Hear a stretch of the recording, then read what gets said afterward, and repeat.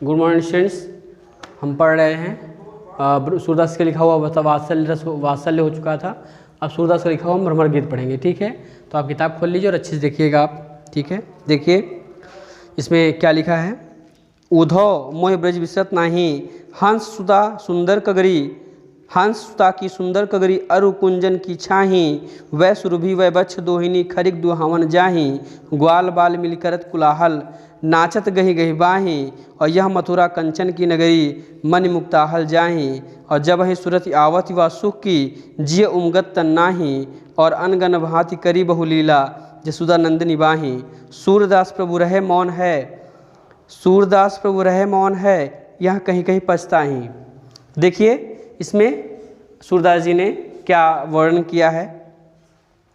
इसमें सूरदास जी ने लिखा, और ये श्री जी अब कहते हैं कि इससे अपने मित्र उद्धव से कहते हैं। अपने मित्र उद्धव से क्या कहते हैं, देखिए कि हे उद्धव, हे मेरे मित्र उद्धव, हम ब्रज नगरी को भूल नहीं पा रहे हैं। देखिए उद्धव मोहि ब्रज विसरत नहीं, अर्थात हे उद्धव, मुझे ब्रज नगरी भूले से भी नहीं भूला जा रहा है।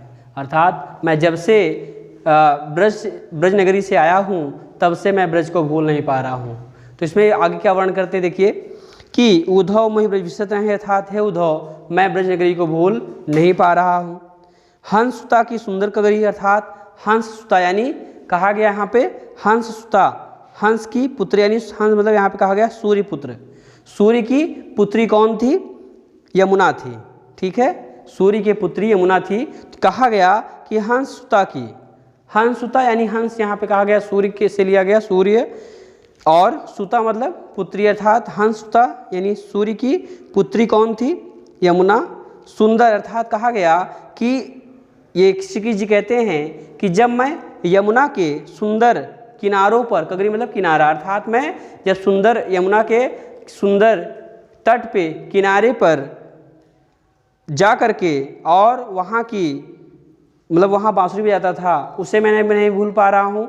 और अरु मतलब और कुंजन की छाया यानी जो वहाँ पे कुंज हैं, लताएं हैं, वृक्ष हैं, उन्हें मैं नहीं भूल पा रहा हूँ। ठीक है, कुंजन की छाया अर्थात कहा उन्होंने कि जब मैं घूमने गाय चराने जाता था तो मैं उस समय यमुना की सुंदर किनारों को नहीं भूल पा रहा हूँ, और जो लताएं हैं उनकी छाया में जहाँ मैं गोपियों के साथ रासलीलाएँ करता था, अपने ग्वाल बालाओं के साथ खेलता था, वहाँ उस छाया को भी नहीं भूल पा रहा हूँ। ठीक है, आगे देखिए वह सुरभि वह बच्छ दोहिनी, अर्थात वह सुरभि यानी सुरभि मतलब गाय को कहा गया है, वच्छ दोहिनी बछड़े को कहा गया है, और दोहिनी से तात्पर्य क्या है? मतलब जो दूध दुहने वाला पात्र होता है यानी बर्तन होता है, उससे कहा गया है। ठीक है, तो कहते हैं कि मैं उन गायों को नहीं भूल पा रहा हूँ जिन गायों को मैं चराता था, जो गायें मेरे गौशाला में बांधी जाती थी, उन गायों को नहीं भूल पा रहा हूँ। मैं उनके बछड़ों को और जो बर्तन धोने के पात्र जो बर्तन थे मैं उन्हें भी नहीं भूल पा रहा हूँ। अर्थात जिस प्रकार से मैं गाय चराने जाता था, उनके साथ जो बछड़े होते थे, और उसके साथ साथ जब हम वापस आते थे और जब नंद बाबा दूध लगाते थे, और वो दूध का बर्तन यानी जब जिसमें माँ दूध को गर्म करती थी, पकाती थी और हमें खाने को देती थी, जिसमें मक्खन रखा होता था, मैं उस बर्तन को भी नहीं भूल पा रहा हूँ। ये दोहनी मतलब उससे कहा गया। खरी मतलब होता है गौशाला, अर्थात मैं जहाँ पर गाय बांधी जाती थी मैं उस गौशाला को भी नहीं भूल पा रहा हूँ। दुहावन जहाँ अर्थात जहाँ पर गायों को दूहते थे या बांधते थे, उस गौशाला को भी नहीं भूल पा रहा हूँ। अर्थात आगे देखिए ग्वाल बाल मिल करत कुलाहल, अर्थात जब मैं ब्रज नगरी में था तो उस समय बाल्यावस्था में हम सब ग्वाल बालाएँ मिल करके क्या करते थे? कोलाहल करते थे, खूब शोर मचाते थे, खूब घूमते थे, मस्ती करते थे, खूब दौड़ भाग करते थे और खूब शोर करते थे। मैं उस चीज़ को भी नहीं भूल पा रहा हूँ। मुझे जब भी याद आती है मेरे मन में एक व्याकुलता सी उमड़ पड़ती है। आगे देखिए नाचत गही गही बाहें, अर्थात गही गही मतलब होता है बाहों में बाहें डाल करके, है ना। तो कहा गया कि जिस प्रकार से वहाँ पर हम ग्वाल बालाओं के साथ में मिल करके एक दूसरे के बाहों में बाहें डाल करके हाथों में फंसा करके हाथों को और नाचते थे, उसे भी मैं भूल नहीं पा रहा हूँ। आगे देखिए गही गही बाहीं, यह मथुरा कंचन की नगरी, अर्थात जहाँ मैं इस समय हूँ, यानी जब कृष्ण जी कहाँ पे थे? मथुरा में थे उस समय, तब वो अपने मित्र उद्धव से कहते हैं, ब्रज की जब उन्हें याद आती है तो कहते हैं कि यह मथुरा कंचन की नगरी, अर्थात यह मथुरा जो है वहाँ क्या है, कंचन यानी सोने की नगरी है।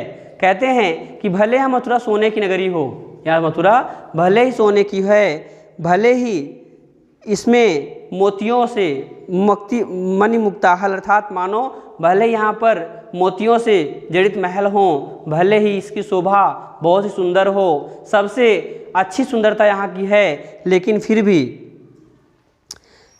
भी जाही, अर्थात मैं इस यहाँ पे रह नहीं पा रहा हूँ, अर्थात मेरे मन में व्याकुलता है कि मैं पुनः ब्रज नगरी चला जाऊँ। आगे देखिए, जब है सूरत यावत युवा सुख की, अर्थात लेकिन जब भी मुझे उस सुख की, अर्थात जब मैं ब्रज नगरी में था और उस समय वहाँ पे अपने ग्वाल बालाओं के साथ में, गोपियों के साथ में रास लीलाएँ करता था, ग्वाल बालाओं के साथ खेलता था, नाचता था, दौड़ता था, कोलाहल करता था, यशोदा माता और नंद बाबा के साथ सोता था और माखन खाता था, और गायों को बछड़ों को मैं जब चराने निकल जाता था, और वो दूध के बर्तन, वो गौशाला, मुझे कुछ भी नहीं भूल पा रहा है। वहाँ यमुना का सुंदर किनारा, वहाँ कुंज लताएँ, जिस छाया में मैं खेलता था, बैठता था, वो सारी चीज़ें मैं नहीं भूल पा रहा हूँ। कौन कहता है?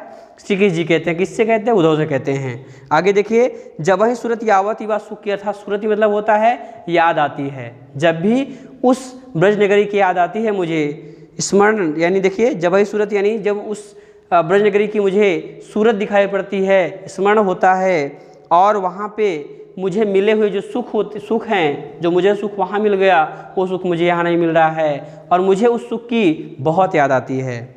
आवत युवा सुख की अजी उमगत तन्ना है, अर्थात मेरा जी जो है वहाँ उमगत यानी रह नहीं पाता, वहाँ व्याकुलता से उमड़ पड़ता है, भागने को चाहता है, व्याकुल हो जाता है, और तन नाही अर्थात मेरे शरीर में मेरा मन जो है वो रुक नहीं पाता है, स्थिर नहीं रह पाता है, अर्थात मेरा मन जो है इस शरीर से निकल करके ब्रज नगरी के लिए भागना चाहता है कि यह शरीर भले यहाँ छूट जाए, लेकिन मेरा मन जो है वह मेरा ब्रज नगरी पहुँच जाए, मैं पुनः उस सुख को प्राप्त कर सकूँ। ऐसा श्री कृष्ण जी अपने मित्र उद्धव से कहते हैं, वर्णन करते हैं।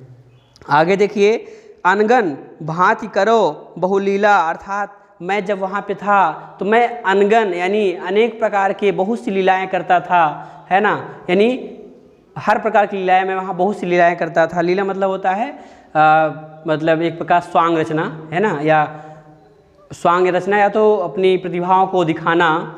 तो कहा गया कि अनगन भांत यानी अनेक प्रकार के, अनगिनत भांत प्रकार के मैं लीलाएँ करता था, बहुत सी लीलाएँ करता था, और मुझे देख करके या मैं जब मुझे देख करके नंद बाबा और यशोदा माँ जब जो सुख प्राप्त करती थी, उस सुख का वर्णन भी मैं नहीं कर पाऊँगा, मैं नहीं कर पा रहा हूँ। और जब नंद बाबा और यशोदा माँ के पास मैं रहता था, और जब उनके पास जो सुख मुझे मिलता था उसका भी वर्णन नहीं कर पा रहा हूँ, मैं उसे भूल नहीं पा रहा हूँ, मुझे बहुत याद आ रही है नंद बाबा और माता की।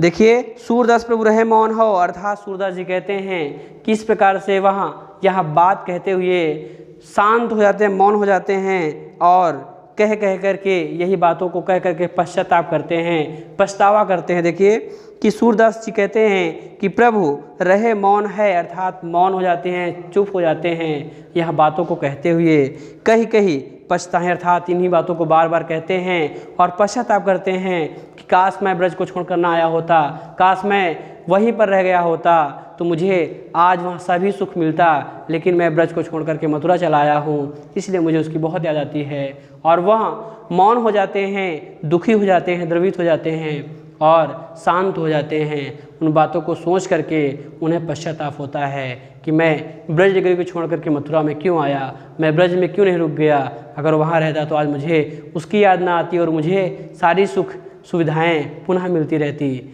ओके क्लास, आप अच्छे से देख लीजिएगा वीडियो को और आप अच्छे से किताब पढ़ लीजिएगा, ठीक है। आपको वीडियो में जो भी ना समझ में आएगा आप उससे मैसेज करके पूछ सकते हैं। Okay, thank you dear students.